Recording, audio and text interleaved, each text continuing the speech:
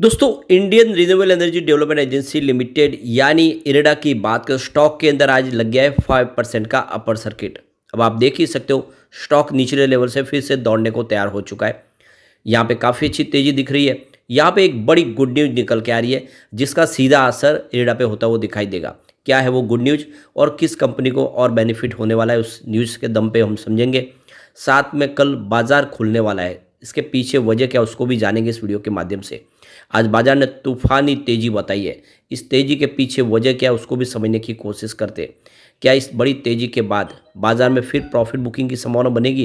क्योंकि हमने देखा है कि बाजार में बड़ी तेजी बनती है, फिर एक तरफा गिरावट का माहौल बन जाता है, फिर उसके बाद बाजार एक तेजी से बाउंस बैक देता है। इस समय देखें तो वातावरण बिल्कुल एक तरफा नहीं है, क्योंकि परसों तक लग रहा था कि बाजार में भयंकर गिरावट का माहौल आ चुका है, लेकिन कल पूरा पूरा पूरा मामला बदल गया। कल सुबह गिरावट के साथ शुरुआत हुई, क्लोजिंग पॉजिटिव रही और आज देख सकते हो कि शुरुआत ही काफ़ी अच्छी रही और लगातार तेज़ी जारी रही और बहुत ही ज़बरदस्त तेज़ी बनी है। अब आगे की रणनीति क्या हो सकती है उसको समझने की कोशिश करेंगे इस वीडियो के माध्यम से। क्या इस समय इरेडा में निवेश करना चाहिए? लेकिन फ्रेंड, उससे पहले अगर आप पहली बार हमारे चैनल पे आए तो चैनल को सब्सक्राइब कर दीजिए, एक बेल आइकॉन दबा दीजिए ताकि जब भी नया वीडियो बने पहला नोटिफिकेशन आपको मिले। वीडियो पसंद आए तो लाइक शेयर जरूर कीजिए।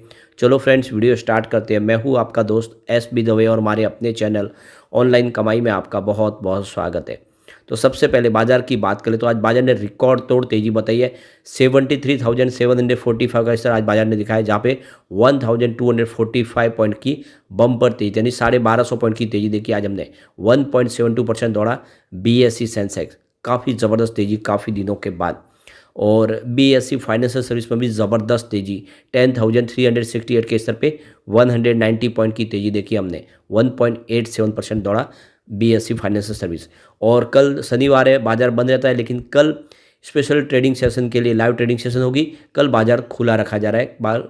तो इसके पीछे वजह की सेबी चाहता है कि stock exchange, clearing house, depository securities जैसे प्लेटफॉर्म किसी भी विषम परिस्थिति के लिए तैयार रहे, बिना किसी बाधा के ट्रेडिंग को जारी रखा जा सके। और आसान भाषा में हम इसको समझे तो किसी प्रकार का कोई साइबर अटैक हो जाता है, सर्वर क्रैश कर जाता है या फिर अन्य कोई परिस्थिति आ जाती है, तो ट्रेडिंग के विकल्प की तलाश के लिए स्पेशल ट्रेडिंग सेशन आयोजित किया जा रहा है। यानी एक ऐसा प्लेटफॉर्म तैयार करना जो हर तरह की मुसीबत आ जाए उसके बावजूद भी नॉर्मल ट्रेडिंग शुरू रह पाए और मार्केट और निवेशकों में स्थिरता बनी रहे, ट्रेडिंग भी सुचारू रूप से चलता रहे। इसके लिए डेटा जो है वो भी लोगों का सुरक्षित रहे, इसके लिए खास ध्यान देने के लिए ये लाइव ट्रेडिंग सेशन कल शुरू किया जाएगा, जिससे आप समझ सकते हो कि एक ऐसा एक प्लेटफॉर्म तैयार करना कि हर तरह की मुसीबत आ जाए और सारे के सारे जो एक तरह से सर्विस क्रैश कर गया उसके बाद भी हमारा नॉर्मल ट्रेडिंग हो जाए, उसको लेकर ये तैयारी कल की जा रही है। तो देख सकते हो कि इस स्पेशल ट्रेडिंग सेशन के दौरान डिजास्टर रिकवरी यानी DI साइट का ट्रायल किया जाएगा। सेशन के दौरान प्राइमरी साइट की ट्रेडिंग को डिजास्टर रिकवरी साइट पर शिफ्ट कर दिया जाएगा। और देख सकते हो कि 2 मार्च यानी कल शनिवार को पहला सेशन सुबह 9:15 पर शुरू होगा और 10 बजे ये समाप्त हो जाएगा। दूसरा सेशन फिर 11:30 बजे शुरू होगा और 12:30 बजे ख़त्म हो जाएगा। और जो प्री ओपनिंग मार्केट है वो 9 बजे ही शुरू होगा रोज़ की तरह। तो कुल मिला के 2 कल ट्रेडिंग सेशन होंगे। और इससे पहले ये जो प्रोग्राम रखा गया था पूरा, ये 20 जनवरी को था, लेकिन देख सकते हो कि जो हमारे अयोध्या में राम मंदिर की प्राण प्रतिष्ठा की वजह से 22 जनवरी को हॉलीडे रखा गया था, उसके बदले में शनिवार को बाजार शुरू रखा गया था। तो अब ये पूरा कल वापस होगा, तो आपको उसके अंदर दौरान आप नॉर्मल ट्रेडिंग कर पाएंगे, शेयर ले पाएंगे और बेच भी पाएंगे। 5% की अपर सर्किट की लिमिट होगी और लोअर सर्किट की लिमिट भी हर शेयर पे 5% की ही रहेगी। अब यहाँ पे इरेडा की बात करें तो स्टॉक की शुरुआत हुई 153 पर, पॉजिटिव शुरुआत हुई। क्लोजिंग थी कल की 150 के आसपास। इंट्राडे में 150 का लो बना, यानी अच्छी बात रही कि गिरावट नहीं हुई, कल के क्लोजिंग तक गया। और जो हाई है 150 से उनके, जहाँ पे 5% का अपर सर्किट लग गया, तो काफ़ी अच्छी खरीदारी के दम पे यहाँ पे अपर सर्किट लग गया। वॉल्यूम देखें तो पिछले 1 महीने पहले इसका 5 करोड़ का वॉल्यूम था, 2 करोड़ की डिलीवरी उठाई गई। 1 वीक पहले 6 करोड़ का वॉल्यूम हुआ था, 2 करोड़ की डिलीवरी उठाई गई थी। और कल 7 करोड़ का वॉल्यूम हुआ था, 3 करोड़ की डिलीवरी उठाई गई। और आज सर्किट लग गया, उसके वजह से वॉल्यूम थोड़ा कम हुआ, 3 करोड़ का ही वॉल्यूम हुआ है। अब इसकी परफॉर्मेंस को देखें तो 23 फरवरी को स्टॉक 159 के आसपास था, जहाँ पे 5% का लोअर सर्किट लगा। 26 फरवरी की बात करें तो क्लोजिंग 151 के आसपास है, जहाँ पे फिर से 5% का लोअर सर्किट लगा। 27 फेब को स्टॉक 154 के आसपास है, जहाँ पे 2.2% की तेजी बनी। और 28 फेब को स्टॉक 149 के आसपास क्लोजिंग की, जहाँ पे 3.6% की फिर से गिरावट हुई। लेकिन 29 फरवरी यानी कल 150 के आसपास क्लोजिंग थी, जहाँ पे 0.5% की तेजी बनी। कल से बाजार ने फिर से एक सुचारू रूप से आगे बढ़ने की शुरुआत की और आज फाइनली अपर सर्किट लगा, जिसका काफ़ी दिनों से लोगों को इंतजार था।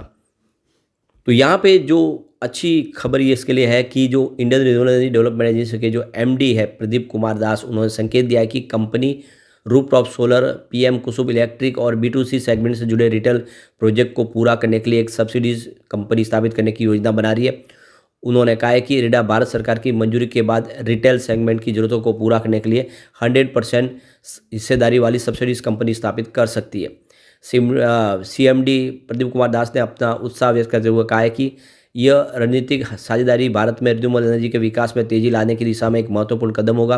अपनी शक्ति और संसाधनों को मिलाकर इस पार्टनरशिप का लक्ष्य अलग अलग प्रोजेक्ट को मजबूत वित्तीय सहायता प्रदान करना होगा। तो कुल मिला के सरकार की जो मंशा है वो क्लियर दिख रही है कि यहाँ पे सब्सिडीज कंपनी होगी जो कारोबार को तेजी से आगे बढ़ेगी। और जो बड़ी गुड न्यूज़ निकल के आ रही है कि पीएम सूर्योदय योजना को मंजूरी मिल चुकी है। तो आप देख सकते हो कि ये जो सरकार की तरफ से योजना लाई गई थी जिसको मंजूरी मिल चुकी है, तो इसका फ़ायदा REC, इरेडा और PFC दोनों, ये तीन जो पावर फाइनेंस कंपनियाँ, इनको हो सकता है। तो प्रधानमंत्री सूर्योदय योजना को कैबिनेट की मंजूरी मिल गई है। इसके तहत 1 करोड़ घरों पर रूफटॉप सोलर पैनल लगाए जाएंगे। इस योजना पर करीब 75,021 करोड़ रुपये का खर्च आएगा। जो लोग अपने घर की छतों पर सोलर पैनल लगाएंगे उन्हें सस्ती दरों पर लोन की सुविधा उपलब्ध कराई जाएगी। इसके लिए 78,000 रुपये तक की सब्सिडी दी जाएगी। 300 यूनिट मुफ्त बिजली भी मिलेगी।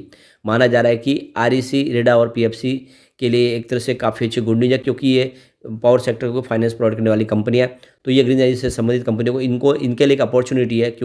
तो यहाँ पे जी बिजनेस के अनिल सिंघवी का जो बड़ा बयान निकल कर आया है कि ये जो सोलर रूफटॉप की स्कीम लाई गई है, इसका फ़ायदा REC, इरेडा और PFC कंपनियों को मिलने वाला है। इनके लिए एक अच्छी गुड न्यूज़ है। इनके लिए फाइनेंसिंग के नए अवसर खुलेंगे।